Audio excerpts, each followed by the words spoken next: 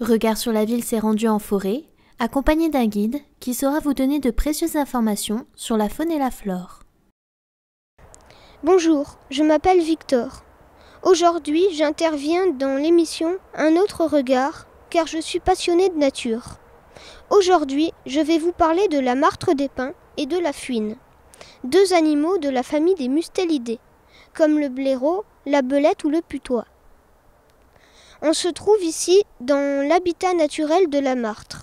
Cet animal est farouche et discret. La martre se nourrit de petits mammifères, comme les rongeurs, les lapins, les écureuils et même de chauves-souris. Mais elle mange aussi des fruits, comme les cerises, les framboises ou les fraises. Contrairement à sa cousine la fuine, qui n'hésite pas à s'aventurer dans vos greniers, la martre ne s'approche jamais des habitations. Elle préfère les sous-bois ou la canopée, car même si la martre est un peu plus grande qu'un chat, elle sait très bien grimper aux arbres.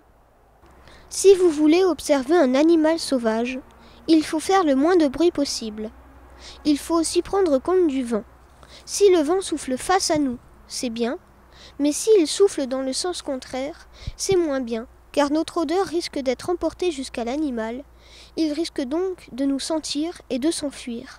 Quand je me suis trouvée devant cette clairière, où j'ai déjà eu la chance d'observer un renard, je me suis dit que peut-être un animal allait traverser. Et quelques secondes après, une martre des pins a traversé, et j'ai pu l'observer pendant plusieurs minutes. Vous aussi, vous pouvez observer une martre. Pour cela, il faut être le plus discret possible, et bien sûr venir en forêt. On se retrouve maintenant dans l'habitat de la fuine. La fuine vit bien sûr à la campagne, mais aussi en ville ou dans les jardins, comme ici. J'ai pu observer la fuine qu'à l'aide de mon piège photographique, une caméra à infrarouge qui se déclenche au mouvement. Ce dispositif me permet d'observer les animaux et leur comportement sans les déranger. J'ai notamment pu savoir à l'aide de cette caméra que la mare qui se trouve juste derrière moi sert d'abreuvoir pour les fuines. Vous pouvez la voir en train de se frotter au sol. Elle fait ça pour déposer son odeur et donc marquer son territoire. On confond souvent la martre et la fuine. Tout d'abord, la bavette de la martre est jaune, la tache qui s'étend de la gorge jusqu'au poitrail, tandis que la bavette de la fuine est blanche et s'étend de la gorge jusqu'aux avant-bras antérieurs. Voilà, c'est tout pour aujourd'hui. On se retrouve pour un prochain épisode sur les nichoirs. Salut!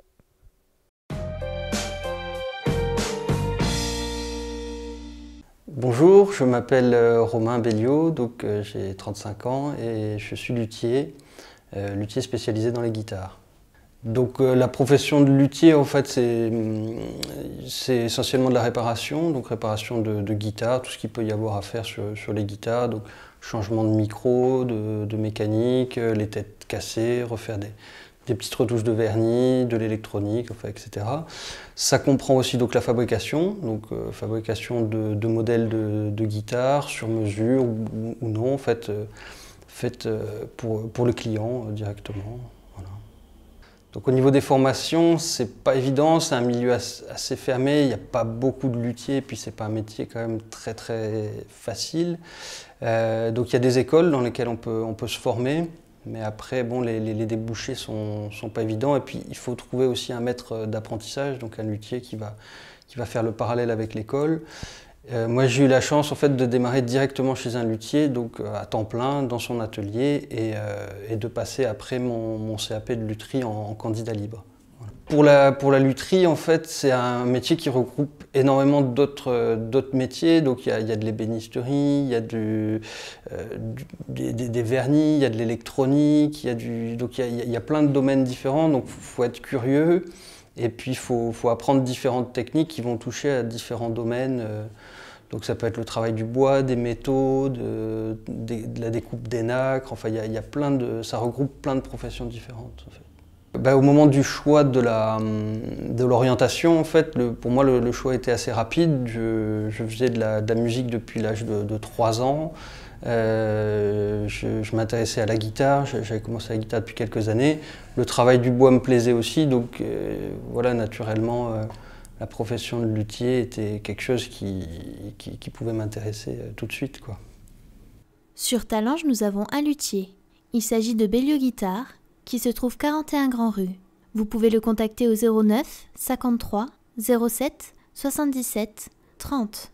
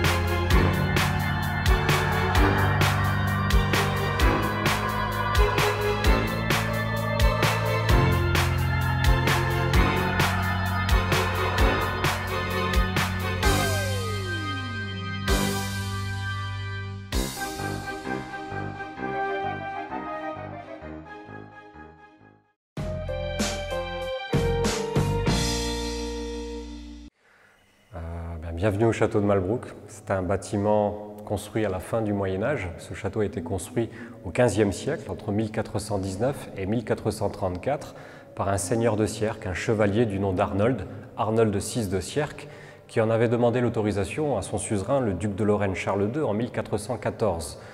Mais le duc de Lorraine avait hésité pendant 5 ans avant de lui accorder le permis de construire. Finalement, en 1419, le chevalier Arnold s'approprie cette colline en l'appelant Mein Berg, en patois local, ce qui signifie ma montagne, mon château, et ça sera le nom que portera le château durant ces 300 premières années, avant que le fameux Malbrouck avant qu'il ne s'y installe au XVIIIe siècle. Aujourd'hui, on connaît ce château sous le nom du château de Malbrouck, mais à l'origine, il s'appelait le château de Mainsberg.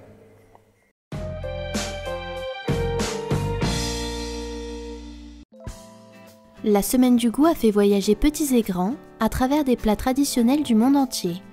Chaque jour, un nouveau pays était représenté. Au menu ce jour-ci, cake à la feta, kangourou, rôti de pommes de terre et ratatouille.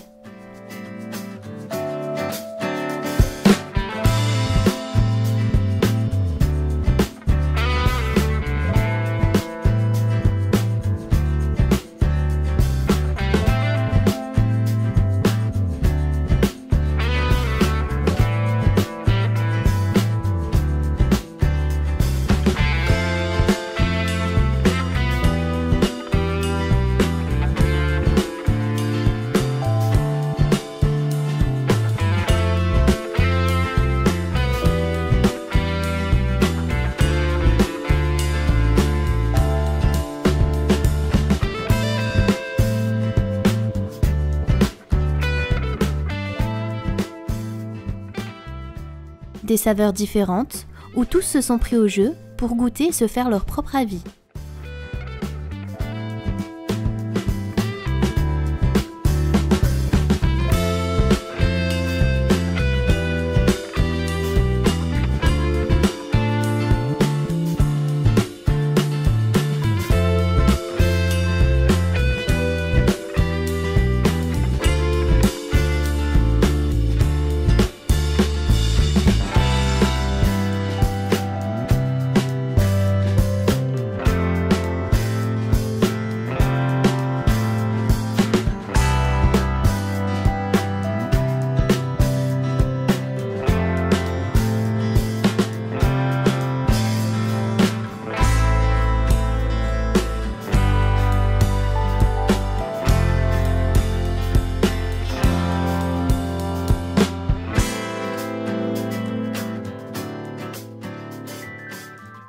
Au complexe Raymond Lambert, le mot d'ordre c'est goûter.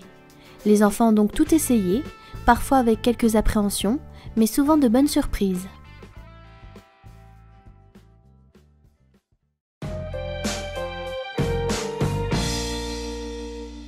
L'armée de l'air recrute et forme des sous-officiers.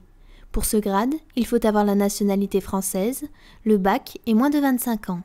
Voici les différents corps de métier.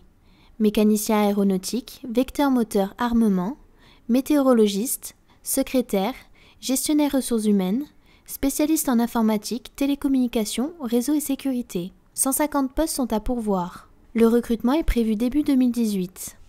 L'armée de l'air recrute et forme des militaires techniciens de l'air. Pour ce grade, il faut avoir la nationalité française, il faut avoir au minimum le niveau 3e et il faut avoir moins de 25 ans.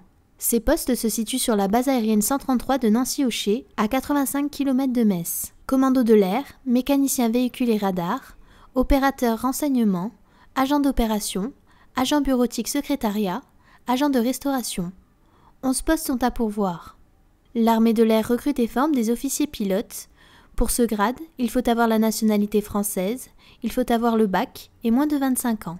Si vous êtes intéressé par l'une de ces offres, alors veuillez contacter le bureau R du CIRFA de Metz, caserne Ney, avenue Robert Schumann à Metz, au 03 87 15 58 61 ou envoyer un mail à cirfa.metz@recrutement.r.défense.gouv.fr. Le bureau est ouvert du lundi au vendredi, de 9h à midi et de 13h à 18h.